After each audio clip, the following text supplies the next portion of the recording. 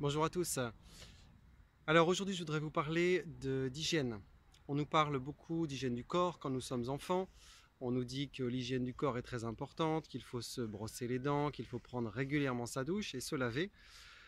Mais on nous parle beaucoup moins d'un point qui est très important à mes yeux et aux yeux de beaucoup d'autres. Il s'agit de l'hygiène des pensées et de l'hygiène des émotions.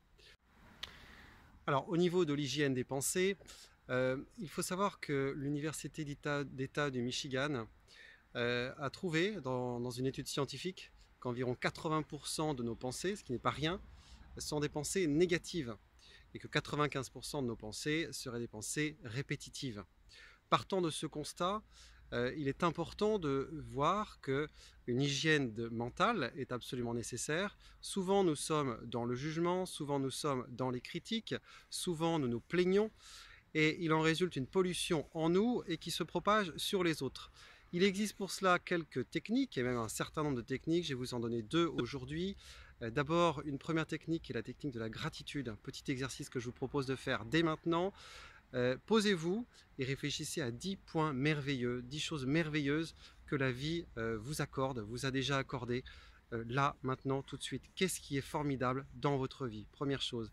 Et deuxième proposition que je vous fais, l'observation des pensées. Ça, c'est très présent en méditation. Au lieu de vous identifier à vos pensées, prenez du recul et observez-les à l'intérieur. Observez-les monter, venir, et avec un petit peu de chance, si vous réussissez, elles vont s'apaiser plus tôt. En ce qui concerne l'hygiène des émotions, souvent c'est pareil, lorsqu'on a une crise, on se dispute, etc.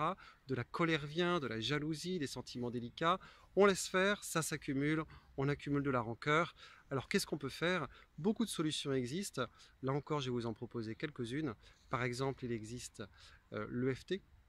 L'EFT, c'est une stimulation de points qui sont des points au niveau du visage, ici sur les yeux, à cet endroit-là, à cet endroit-là, à cet endroit-là et à cet endroit-là. Déjà, vous avez stimulé 5 points qui sont des points essentiels pour nettoyer les émotions. Donc l'idée, c'est de verbaliser 1 point, 2 points, 3 points, 4 points, 5 points pendant que votre émotion est présente. Et vous vous apercevez, si tout se passe bien, que petit à petit, l'émotion diminue. Également, deuxième point, ne pas garder l'émotion. Vous pouvez, si vous êtes en colère, taper sur un coussin, aller faire du sport, vous défouler. L'idée, c'est d'essayer de ne pas projeter cette émotion sur les autres, de ne pas polluer les autres. C'est la proposition que je vous fais.